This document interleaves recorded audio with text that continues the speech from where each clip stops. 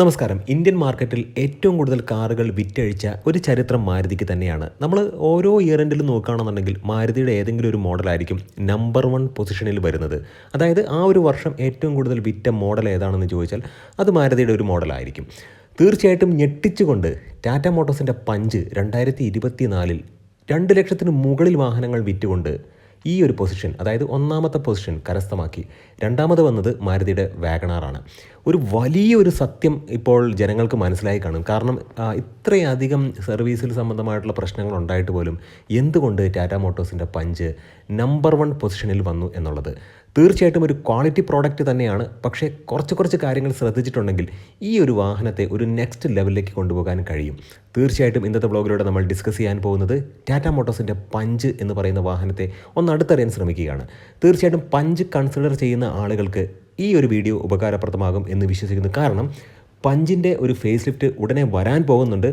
ഒരു 7 മാസങ്ങൾക്ക് മുമ്പ് വരേണ്ട ഒരു മോഡലാണ് ഈ ഒരു ഫേസ് ലിഫ്റ്റ് എന്ന് പറയുന്നത്.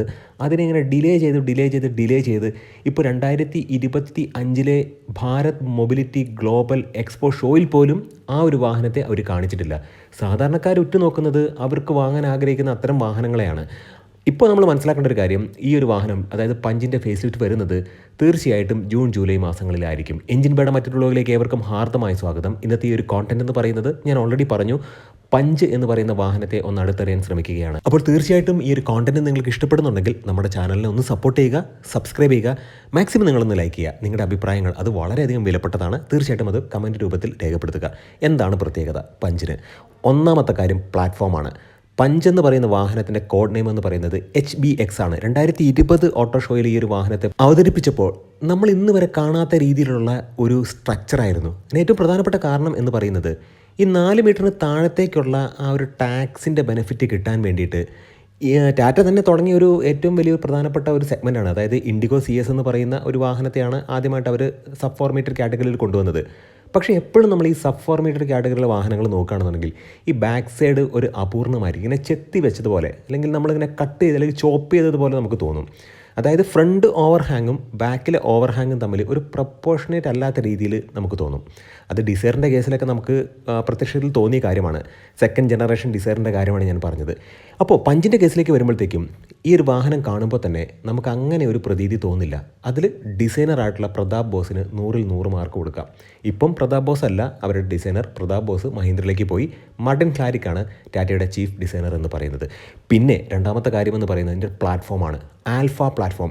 അതായത് ടാറ്റയുടെ തന്നെ ഒരു ഗോൾഡൻ പ്ലാറ്റ്ഫോം എന്ന് നമുക്ക് ഈ ഒരു പ്ലാറ്റ്ഫോമിനെ പറയാം. കാരണം ഇതൊരു ലൈറ്റ് വെയ്റ്റ് പ്ലാറ്റ്ഫോമാണ്, പക്ഷേ നല്ല റിജിഡ് ആയിട്ടുള്ള ഒരു പ്ലാറ്റ്ഫോമാണ്. അതായത് ഒരു ആക്സിഡൻറ്റോ അല്ലെങ്കിൽ ഒരു ക്രാഷ് ടെസ്റ്റൊക്കെ വരുന്ന സമയത്ത് ടാറ്റയ്ക്ക് ഏറ്റവും കൂടുതൽ പോയിൻറ്റ്സ് അല്ലെങ്കിൽ ഗോൾഡ് സ്റ്റാൻഡേർഡ് പോയിൻറ്റ്സ് കൊടുക്കാനുള്ള കാരണം ഈ ഒരു പ്ലാറ്റ്ഫോം തന്നെയാണ്. ഈ ഒരു പ്ലാറ്റ്ഫോമിൻ്റെ മറ്റൊരു പ്രത്യേകത എന്ന് പറയുന്നത് നല്ല സ്റ്റെബിലിറ്റിയാണ്. റൈഡിങ്ങും കംഫർട്ടും ഹാൻഡ്ലിങ്ങും ഒക്കെ ഈ ഒരു പ്ലാറ്റ്ഫോമിൽ മികച്ചു നിൽക്കുന്നു. എടുത്തു പറയേണ്ട ഒരു കാര്യമെന്ന് പറയുന്നത് ഈ ഒരു ആൽഫ പ്ലാറ്റ്ഫോമിൽ നിന്നും ഡിറൈവ് ചെയ്ത് ഉണ്ടാക്കിയതാണ് ഇപ്പോഴത്തെ Active.ev എന്ന് പറയുന്ന ഒരു പ്ലാറ്റ്ഫോം. അപ്പോൾ നമുക്ക് കാര്യത്തിലേക്ക് വരാം. അപ്പോൾ ഒന്നാമത്തെ പ്രധാനപ്പെട്ട പോയിന്റ് എന്ന് പറയുന്നത് ഈ ഒരു പ്ലാറ്റ്ഫോം തന്നെയാണ്. ടാറ്റയുടെ ആൾട്രോസിനെയൊക്കെ ഒരു ഗോൾഡ് സ്റ്റാൻഡേർഡിലേക്ക് ഉയർത്തിയത് ഈ ഒരു ആൽഫ പ്ലാറ്റ്ഫോം തന്നെയാണ്. അപ്പോൾ തീർച്ചയായിട്ടും ഈ ഒരു പ്ലാറ്റ്ഫോമാണ് ഈ ഒരു വാഹനത്തിൻ്റെ ഏറ്റവും പ്രധാനപ്പെട്ട ഒരു പ്ലസ് പോയിന്റ് എന്ന് പറയുന്നത്. ഒരു മെക്കാനിക്കൽ സൈഡിലേക്ക് കൂടുതൽ ശ്രദ്ധ കേന്ദ്രീകരിക്കുന്ന വ്യക്തി എന്നുള്ള രീതിക്ക് എനിക്ക് ഈ ഒരു പ്ലാറ്റ്ഫോം വളരെയധികം ഇമ്പ്രസീവായിട്ട് തോന്നി. രണ്ടാമത്തെ കാര്യം എന്ന് പറയുന്നത് ഈ ഒരു വാഹനത്തിൻ്റെ ബിൽഡ് ക്വാളിറ്റിയാണ്. ബോഡി ക്വാളിറ്റിയും ബിൽഡ് ക്വാളിറ്റിയും വ്യത്യാസമുണ്ട്, അത് നമുക്കറിയാം. പക്ഷേ ഇതിന് നല്ല ബോഡി ക്വാളിറ്റി ഉണ്ട്, ബിൽഡ് ക്വാളിറ്റി ഉണ്ട്. നമുക്കത് പ്രത്യക്ഷത്തിൽ തീർച്ചയായിട്ടും തോന്നും. കാരണം ഈ ഒരു വാഹനത്തിനകത്ത് കയറി ഇരുന്നിട്ട് ആ ഡോർ അടയ്ക്കുമ്പോൾ ആ ഒരു സൗണ്ട്, അല്ലെങ്കിൽ ആ കറക്റ്റായിട്ട് ഡോറ് വന്ന് അടയുന്ന ആ ഒരു സൗണ്ട്, NVH ലെവല്, ഇതൊക്കെ നമ്മൾ നോക്കുമ്പോഴത്തേക്കും വളരെ സേഫ് ആയിട്ടുള്ളൊരു കേജിനകത്തിരിക്കുന്ന ഒരു പ്രതീതിയാണ്. നല്ല ക്വാളിറ്റി ഉള്ളൊരു വാഹനം തന്നെയാണ്. അതായത് ബോഡി ക്വാളിറ്റിയുടെ കേസിൽ ടാറ്റയെ പ്രത്യേകിച്ചൊന്നും പറയേണ്ട കാര്യമൊന്നുമില്ല. പിന്നെ ഈ ഒരു വാഹനത്തിൻ്റെ ഇൻഗ്രസും എഗ്രസ്റ്റും, അതായത് നമ്മൾ വാഹനത്തിലേക്ക് കയറി ഇരിക്കുക, വാഹനത്തിൽ നിന്നും ഇറങ്ങുക വളരെ ഈസിയാണ്. ഒരു അപ്രൈറ്റ് ആയിട്ടുള്ള ഒരു പൊസിഷനാണ്. ഇപ്പോൾ നമ്മൾ ഗ്രാൻഡ് ഐറ്റൻ നിയോസ് നോക്കുകയാണ്, അത് ഈ ഒരു സെഗ്മെൻറ്റിൽ വരുന്ന വാഹനമല്ല, നമുക്ക് മാറ്റി വയ്ക്കാം. എന്നാൽ പോലും ഗ്രാൻഡ് ഐറ്റൻ നിയോസിൻ്റെ പ്ലാറ്റ്ഫോമിൽ വരുന്ന എക്സ്റ്റർ എന്ന് പറയുന്നൊരു വാഹനം ഈ പഞ്ചിൻ്റെ എതിരാളിയാണ്. എന്നാൽ പോലും ആ ഒരു വാഹനത്തിലുള്ള സീറ്റിംഗ് പൊസിഷനേക്കാൾ മച്ച് ബെറ്ററാണ് പഞ്ചിൻ്റെ സീറ്റിംഗ് പൊസിഷൻ എന്ന് പറയുന്നത്. കണ്ടാലൊരു SUV ലുക്കുണ്ട്. അതിന് ഏറ്റവും പ്രധാനപ്പെട്ട കാരണം എന്ന് പറയുന്നത് ഹാരിയറിൻ്റെ, ഇപ്പോഴുള്ള ഹാരിയർ അല്ല, ആദ്യകാലത്തെ ഹാരിയറിൻ്റെ ഫ്രണ്ട് ഫേഷ്യയുമായിട്ട് ഈ ഒരു വാഹനത്തിന് ഒരുപാട് സാദൃശ്യമുണ്ട്. അതായത് നമ്മൾ വാങ്ങുന്നൊരു വാഹനം ഒരു റിയൽ മൈക്രോ SUV ആണെന്നുള്ളൊരു പ്രതീതി തീർച്ചയായിട്ടും നമുക്കുണ്ടാകും. ഏറ്റവും പ്രധാനപ്പെട്ട കാര്യമെന്ന് പറയുന്നത് ഹാരിയറിനോട് സമാനമായിട്ടുള്ള ഹെഡ്ലൈറ്റ്, സ്പ്ലിറ്റ് ആയിട്ടുള്ള ഹെഡ് ലാമ്പുകൾ നമുക്ക് കാണാൻ കഴിയും. അപ്പോൾ അത്തരത്തിലുള്ള ഒരു ലുക്ക് ഈ ഒരു വാഹനത്തിന് ഒരു ചെറിയ റൈനോയെ പോലെയൊക്കെ നമുക്ക് തോന്നും.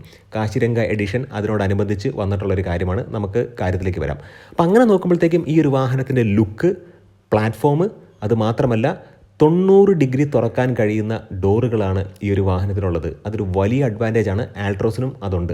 നമ്മൾ എടുത്തു പറയേണ്ട ഒരു കാര്യം 90 ഡിഗ്രി തുറക്കാൻ കഴിയുന്ന ഡോറുകൾ. പിന്നെ ഈ ഒരു വാഹനത്തിൻ്റെ ഇൻറ്റീരിയറിലേക്ക് നമ്മൾ നോക്കുമ്പോഴത്തേക്കും വാഹനം ഒരുപാട് സ്പേഷ്യസ് ആണ്, വളരെ കംഫർട്ടബിളാണ്. കുറച്ച് ഉയർന്ന സീറ്റിംഗ് പൊസിഷനിലാണ് ഈ ഒരു വാഹനത്തിൻ്റെ സീറ്റിംഗ് അറേഞ്ച് ചെയ്തിട്ടുള്ളത്. അപ്പോൾ അങ്ങനെ ആകുമ്പോഴത്തേക്കും കൃത്യമായിട്ടിരുന്ന് ബോണറ്റിൻ്റെ എഡ്ജും കോർണറുകളൊക്കെ നല്ല രീതിക്ക് ജഡ്ജ് ചെയ്ത് ഈ ഒരു വാഹനം ഉപയോഗിക്കാൻ കഴിയും.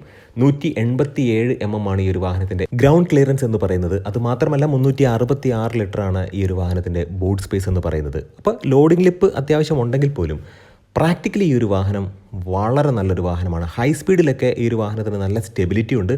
അതുമാത്രമല്ല സസ്പെൻഷൻ എന്ന് പറയുന്നത് സ്റ്റിഫുമല്ല, അതുമാത്രമല്ല സോഫ്റ്റർ സൈഡുമല്ല. പക്ഷേ ഒരു സ്പോഞ്ചി കൈൻഡ് ഓഫ് ബ്രേക്കിംഗ് ഇഫക്റ്റാണ് ഈ ഒരു വാഹനത്തിനുള്ളത്. നമ്മൾ എടുത്തു പറയേണ്ട ഒരു കാര്യം, ഇതിൻ്റെ പോസിറ്റീവ് എന്ന് പറയുന്നത് നല്ല ക്യാബിൻ സ്പേസും നല്ല കംഫർട്ടുമാണ്. ബാക്ക് സീറ്റിൽ നല്ല തൈ സപ്പോർട്ടുണ്ട്. പക്ഷേ എൻജിൻ ബേ തുറന്ന് എൻജിനിലേക്ക് നോക്കുമ്പോഴത്തേക്കും 1.2 നാച്ചുറലി ആസ്പിറേറ്റഡ് 3 സിലിണ്ടർ എഞ്ചിനാണ്. എന്തുകൊണ്ടാണ് 3 സിലിണ്ടർ എഞ്ചിൻ കൊടുത്തത് എന്ന് ചോദിച്ചാൽ, ഓൾറെഡി നല്ല ബോഡി വെയ്റ്റ് ഉള്ളൊരു വാഹനമാണ്. അതിലേക്ക് 4 സിലിണ്ടർ വരുമ്പോഴത്തേക്കും അതിനൊരു പ്രൊപ്പോർഷനേറ്റ് ആവില്ല. കാരണം വാഹനത്തിൻ്റെ മൈലേജിനെ അത് വളരെ കാര്യമായിട്ട് ബാധിക്കും.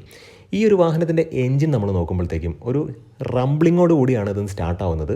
നമുക്ക് ക്യാബിനിലേക്ക് ആ ഒരു എൻജിൻ്റെ നോയ്സ് വളരെ നല്ല രീതിക്ക് വരും. എൻ്റെ ഒരു പേഴ്സണൽ എക്സ്പീരിയൻസ് വെച്ചിട്ട് ഇതിൻ്റെ AMT വാഹനമാണ് മാനുവലിനേക്കാൾ കുറച്ചും കൂടെ ബെറ്റർ എന്ന് തോന്നുന്നു. എന്നാൽ AMTക്ക് അതിൻ്റെതായിട്ടുള്ള പ്രശ്നങ്ങൾ കാര്യങ്ങളുണ്ട്, ചെറിയ ലാഗ് കാര്യങ്ങളൊക്കെ ഉണ്ട്.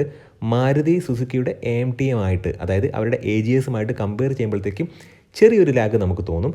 എന്നാൽ പോലും മച്ച് ബെറ്റർ എന്നുള്ള രീതിക്ക് മറ്റ് AMTയെ കമ്പയർ ചെയ്യുമ്പോഴത്തേക്കും ടാറ്റയുടെ AMT ഒരു പടി ഉയർന്നു നിൽക്കുന്നുണ്ട്. വളരെ ലാഗി ആയിട്ടുള്ള ഇൻഫർടൈൻമെൻറ്റ് സിസ്റ്റമൊക്കെ മാറിയിട്ട് ഇപ്പോൾ പല വേരിയൻറ്റിലും ഒരുപാട് 10.25 ഇഞ്ചിൻ്റെ മാസീവായിട്ടുള്ള ഇൻഫർടൈൻമെൻറ്റ് സിസ്റ്റം ഉണ്ട്. ഒരുപാട് വേരിയൻസ് ഈ ഒരു വാഹനത്തിന് വരുന്നുണ്ട്. ടാറ്റയുടെ എല്ലാ വാഹനങ്ങൾക്കും ഒരുപാട് വേരിയൻസ് ഉണ്ടായിരിക്കും. ഇനി നമ്മൾ ഈ വാഹനത്തിലേക്ക് നോക്കുകയാണെന്നുണ്ടെങ്കിൽ 87 bhp പവറാണ് 6000 RPMൽ ജനറേറ്റ് ചെയ്യുന്നത്. അത് മാത്രമല്ല ഇതിൻ്റെ ഒരു ടോർക്കിലേക്ക് നമ്മൾ നോക്കുകയാണെന്നുണ്ടെങ്കിൽ 115 Nm ടോർക്കാണ്. അതൊരു 3100 to 3300 RPMൽ ജനറേറ്റ് ചെയ്യും. അങ്ങനെ നോക്കുമ്പോഴത്തേക്കും നല്ലൊരു വാഹനം തന്നെയാണ്. പക്ഷേ എൻജിൻ സൈഡ് കുറച്ചും കൂടെ റിഫൈൻഡ് ആവാനുണ്ട്. പക്ഷേ ഈ ഒരു വാഹനം ഇറങ്ങിയ സമയത്ത് ഉണ്ടായിരുന്ന എഞ്ചിനെ കമ്പയർ ചെയ്യുമ്പോഴത്തേക്കും ഇപ്പോൾ ഒരുപാട് റിഫൈൻമെൻറ്റ് വന്നിട്ടുണ്ട്. എന്തുകൊണ്ടാണ് ടാറ്റ മോട്ടോഴ്സ് അവരുടെ ആൾട്രോസിലുള്ള 1.5 ഡീസൽ എഞ്ചിൻ ഈ ഒരു വാഹനത്തിലേക്ക് കൊണ്ടുവരാത്തത്? ആ ഒരു എഞ്ചിൻ 4 സിലിണ്ടറാണ്. അത് ഈ ഒരു വാഹനത്തിലേക്ക് കൊണ്ടുവരികയാണെന്നുണ്ടെങ്കിൽ, പ്രാക്ടിക്കലി അത്തരത്തിലുള്ളൊരു നീക്കം നടത്തുകയാണെന്നുണ്ടെങ്കിൽ അത്യാവശ്യം നല്ല മൈലേജും ലഭിക്കും, ഈ ഒരു വാഹനത്തിന് നല്ല സെയിൽസും ലഭിക്കും. തീർച്ചയായിട്ടും കിയയുടെ സിറോസ് വരുന്നുണ്ട്. K1 പ്ലാറ്റ്ഫോമിലാണ് ആ ഒരു വാഹനം വരുന്നത്. പഞ്ച് തീർച്ചയായിട്ടും ഒരു മോഡിഫിക്കേഷന് അല്ലെങ്കിൽ ഒരു അപ്ഡേഷന് തയ്യാറായി നിൽക്കുന്നുണ്ട്. തീർച്ചയായിട്ടും 2024 2 ലക്ഷത്തിന് മുകളിൽ വാഹനങ്ങൾ ഈ ഒരു പ്രത്യേക മോഡൽ വിറ്റെങ്കിൽ തീർച്ചയായിട്ടും ഈ ഒരു വാഹനത്തിന് അതിൻ്റേതായിട്ടുള്ള ഗുണമുണ്ട്. അതിന് ഏറ്റവും പ്രധാനപ്പെട്ട കാര്യമെന്ന് പറയുന്നത് ഇതിനകത്തുള്ള ഒരു സേഫ്റ്റി സൈഡും, അതുമാത്രമല്ല മൊത്തത്തിൽ ഈ ഒരു പ്രൈസ് റേഞ്ചിൽ വരുന്ന അത്യാവശ്യം കൊള്ളാവുന്ന ഒരു SUV ക്യാരക്ടറിസ്റ്റിക് ഫീച്ചറുള്ള ഒരു വാഹനം തന്നെയാണ്. സേഫ്റ്റി നല്ലതാണ്, അത്യാവശ്യം നല്ല ഫീച്ചർ കാര്യങ്ങളൊക്കെ ഉണ്ട്. എന്നാൽ പോലും ഈ ഒരു വാഹനത്തിൻ്റെ സർവീസിലേക്ക് നമ്മൾ നോക്കുകയാണെന്നുണ്ടെങ്കിൽ സർവീസ് ഇമ്പ്രൂവ് ചെയ്തേ മതിയാവുള്ളൂ. അത് മാത്രമല്ല ഇവരുടെ R&D കുറച്ചും കൂടെ ഇമ്പ്രൂവ് ചെയ്യേണ്ടതായിട്ടുണ്ട്. ഒരുപാട് പാനൽ ഗ്യാപ്സ് അത് ഹ്യുണ്ടായുടെ വാഹനങ്ങളിൽ ഞാൻ കണ്ടിട്ടുണ്ട്. പിന്നെ AC വെൻ്റ് കാര്യങ്ങളെല്ലാം ഹ്യുണ്ടായുടെ വാഹനങ്ങളിൽ, അത് ഞാനൊരു വീഡിയോയിൽ പറഞ്ഞപ്പോൾ അതങ്ങനെയല്ല, അതിനെക്കുറിച്ച് അറിയാത്തതുകൊണ്ടാണ്. പക്ഷേ ഞാൻ പല വാഹനങ്ങളിലും ഹ്യുണ്ടായുടെ പല വാഹനങ്ങളിലും നോക്കിയപ്പോൾ ഇതിൻ്റെ AC വെൻ്റുകളൊക്കെ വളരെ ലൈറ്റാണ്, പെട്ടെന്ന് ഒടിഞ്ഞു പോകുന്ന രീതിയിലൊക്കെ എനിക്ക് തോന്നിയിട്ടുണ്ട്. അങ്ങനെ സംഭവിച്ചിട്ടുമുണ്ട്. പിന്നെ എടുത്തു പറയേണ്ട മറ്റൊരു കാര്യം, ഈ ഒരു വാഹനത്തിൻ്റെ പാനൽ ഗ്യാപ്പ്, ഇപ്പോൾ 1-2 ഫോട്ടോസ് ഞാനിവിടെ ഇടാം.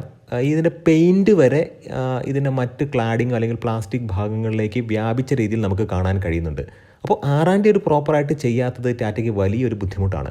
അത് കസ്റ്റമേഴ്സ് എടുത്ത് കാണിക്കുന്നുമുണ്ട്. പിന്നെ വളരെ നല്ല വാഹനങ്ങളാണ് ഇവരുണ്ടാക്കുന്നത്.